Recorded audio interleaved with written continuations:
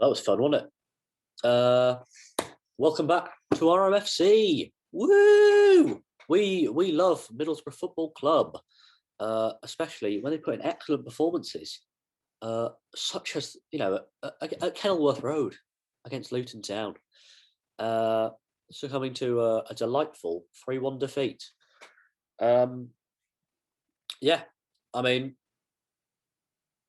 there were 4 changes for Boro for this game. Luke Daniels coming in for Lumley, which I don't know how I feel about that. Might destroy Lumley's confidence, especially seeing as in this game, Daniels had a 0% save percentage. I don't think you can pin it on him, in fairness.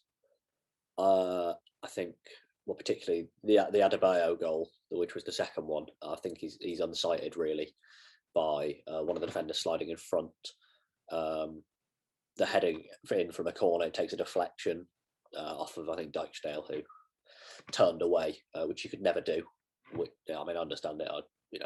I wouldn't be there. Let's be honest.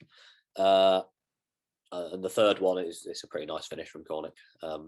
So I don't think you can really ever go at Daniels, but nevertheless, I do feel for Lumley because that may destroy his confidence. Let's hope he reacts from it in a positive way. As well as that, Isaiah Jones came back in. More on that later. Joshy Coburn scored, so more on that later. And then Dyksdale came back. I mean, Dyksdale, he wasn't bad, but I mean, kind of at fault for the Luton's opener from Sonny Bradley. Although really, it's either Matt Crooks or Paddy McNair, whoever's man it is. There's, I don't know, people saying it's Matt Crooks' man. I don't know if it was his or Paddy McNair's. Either way, whoever it is, someone's got to pick him up. But Dyksdale, I mean, he attempted 9 long balls and only completed 1. 59% pass accuracy. He wasn't great. SofaScore giving him a 6.1 here. 1 tackle, dribble pass once. Like I say, was kind of at fault for the goal, for the headed goal, but that was just a travesty all around that one. We stuck with the 3-5-2. So it was only personnel changes. Dyksdale, Bamber and McNair in the back 3, Jones off the right, Hernandez off the left as wing backs, Tav, Howson and Crooks as a midfield 3, and then Sporra and Coburn up top. And there were clamours for Tav to be in midfield. There's been clamours for that by sections of the fans. And let's be honest, he disappointed slightly in this game. Now I'm not going to bash Tav. I love Tav. I think he's a quality player. 49 touches. He's not scared to get on the ball, which is something that that's something valuable in a midfielder. But this game, it didn't go for him. Obviously, he's at fault for the third goal. Gives it away cheaply. But 82% pass accuracy. He had a shot on target. He only attempted 2 dribbles. Lost the possession 14 times. So not a good game for him. I think he needs a rest, really. I think he needs a rest. I'm not saying he needs to be dropped. That's got different connotations. I see people on Twitter bashing Tav all the time, and I don't understand it. I just don't. This was a poor game. Let's not get away from that. This was a horrid performance from Tav in that second half. First half, I thought he was all right. He didn't offer much, but he was involved in the goal. He was involved in Coburn's goal. In which, it's poor from Luton to give Tavernier that much space in the midfield. He plays it across to Crooks. Sporra makes a nice run in behind. Crooks finds him. Sporra drills it across, and super Joshy Coburn is there at the back stick. Good movement from him. Finishes it off. Ball coming at pace as well. Not a tap in. All right, Mr. Sky Sports. I think it was David Prutton. How dare you? At least that's what Glenn Murray thinks, and we believe Glenn Murray over here on the OurMFC YouTube channel. So Tav, SofaScore gave him a 5.9, which doesn't make him the worst performer of the day. That went to Luke Daniels with a 5.7, simply because he conceded 3. But yeah, not great. One thing I will say for Daniels, actually, I thought he looked quite good at communicating with his back line, which I think is something Lumley does lack. I said it, I can't remember, a couple of weeks ago now.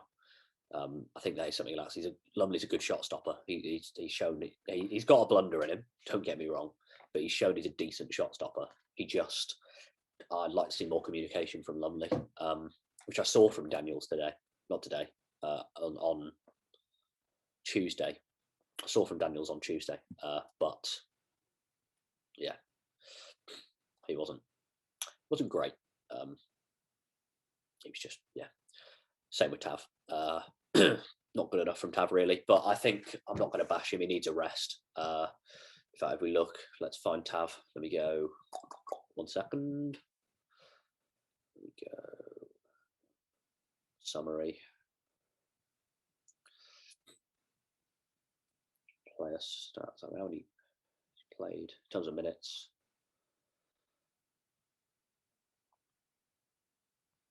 Yeah, so I think I'm not one to bash Tav.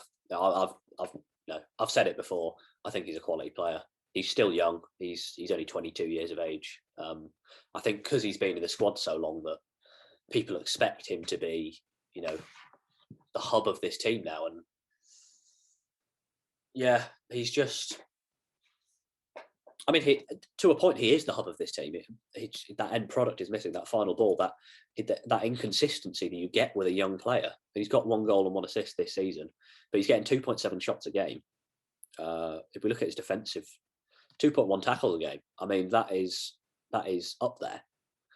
That's more than the likes of Paddy McNair, who's I said about. It's less than Howson, but Howson's kind of played as that deep lying midfielder all the time.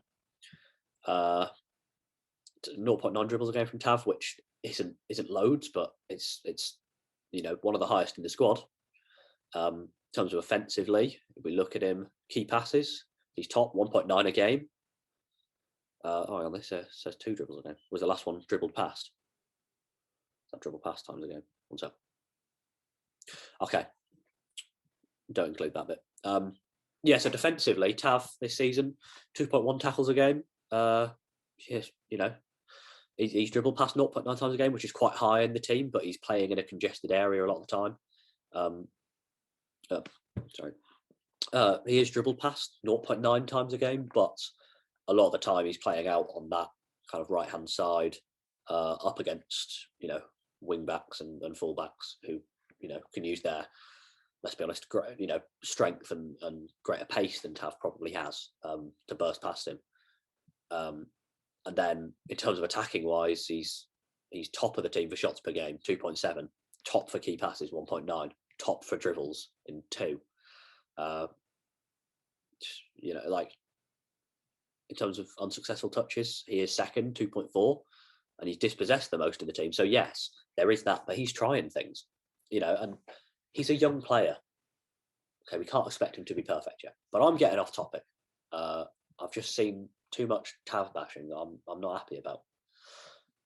So back to the matter at hand, the Luton game. After the Coburn goal, we already had a goal disallowed 12 minutes in. Hernandez put a cross in. Hernandez won the best in that game. I want to see Jones starting. Like Hernandez, he's good. He's proved he's a good player, but Jones, Hernandez is on loan. Jones is the future. Jones is what, 22, 23? And he's better, really, I'd say. This game, Jones was our star performer, probably. Caused problems, committing defenders, had 2 potential penalty shouts waved away fairly, I would say, but he's causing problems. Second most touches with 58. Only Paddy McNair had more. 3 key passes, completing 2 of his 3 dribbles. Jones, I don't know what he needs to do to be getting in this team consistently, which he was at the start of the season. He fell off a little bit.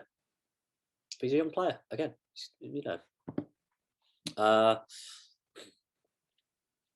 So really, Boro did boss that first half against Luton. Until kind of late on, 40th minute, Luton have a chance from a free kick. It's headed in.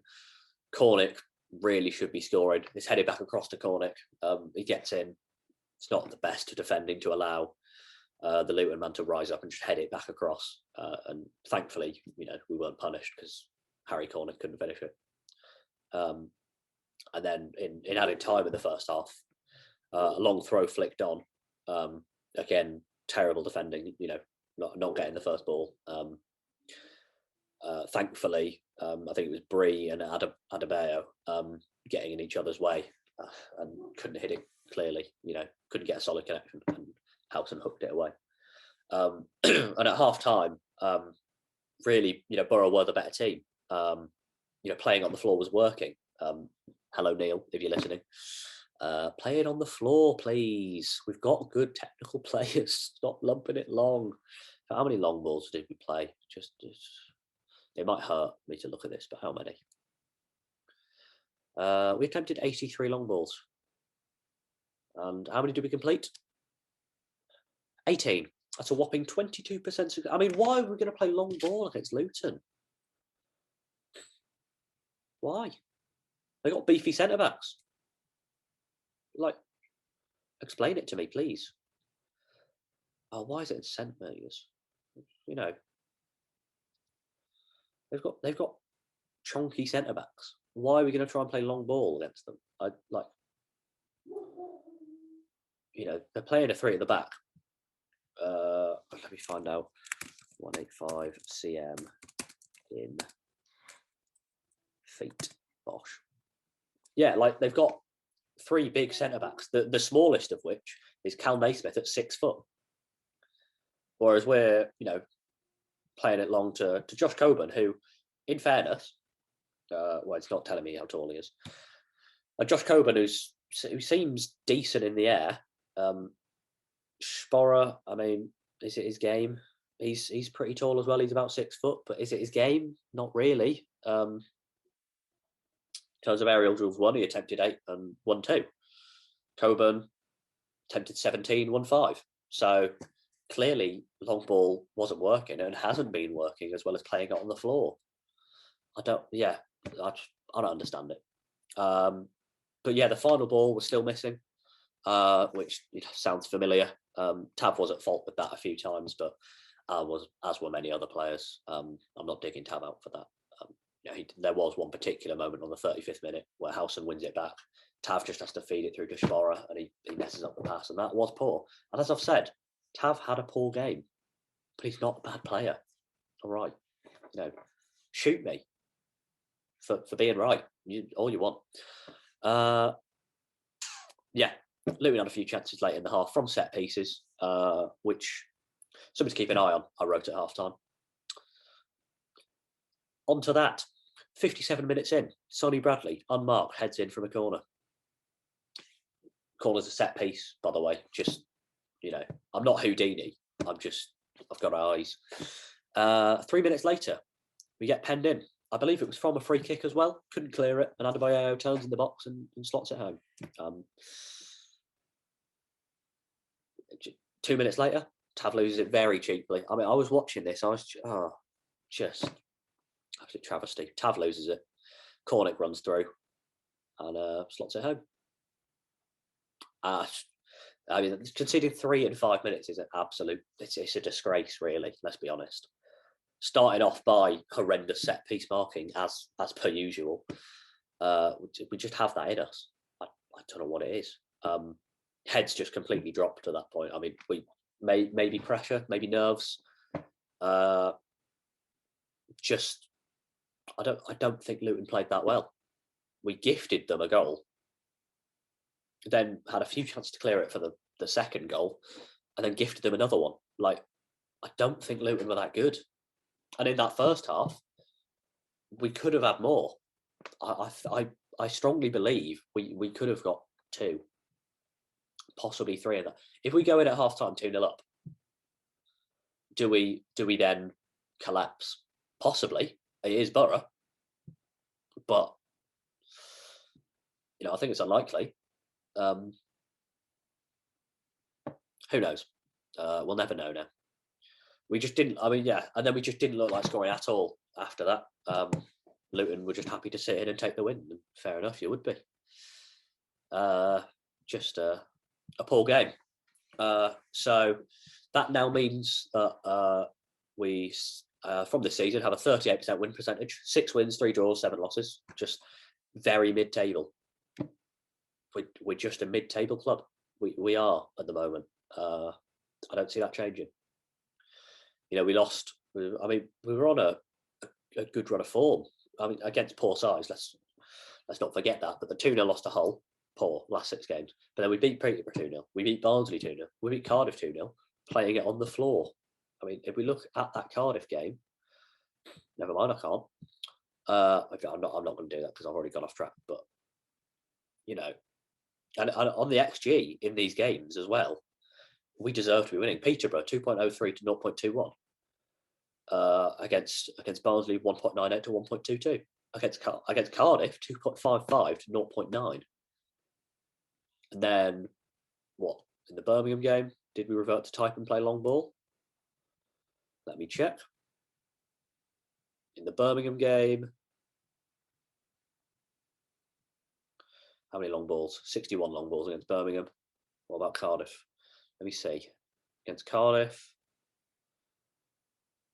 54. So, sorry, sure. Have we actually started playing more long ball for this Luton game? I don't fucking know. I don't know. We played a lot of long balls, and it clearly hasn't worked. The XG, backs that up on the XG. 1.51 to Luton, 0.98 to us. So it is what it is. Next 3 games: West Brom away, then it's Millwall at home and Preston at home. West Brom, well, their recent games. We have a quick look. Wait for it to load. Or don't, it could also not load. That is fine. So now we're coming up against a West Brom side who, on current form, have lost 1, 2, 3, 4, 5, 6. Okay. 1, 2, 3, 4, 5, 6. Who've lost, how many is that? 3 of the last 6. So they're in inconsistent form as well. They beat Hull 1-0 last time out, but before that was a 3-0 defeat to Fulham, who, to be fair, can slap anyone on the day. They beat Blackburn 7-0 at Ewood Park. It's a joke. Good to see Naskin's doing well though. Respect to that man. So a very disappointing game for Boro. One that you think we have the quality to beat Luton. Luton are a good side. Let's not forget that. Luton are a good side. But on paper, are they better than us? I don't know. I think on the touchline, yeah. Anyway, congrats, Neil, on making your 1,602 games. Can you bugger off now? Thank you for watching. It's been a pleasure. And hope the video finds you well. Enjoy your day.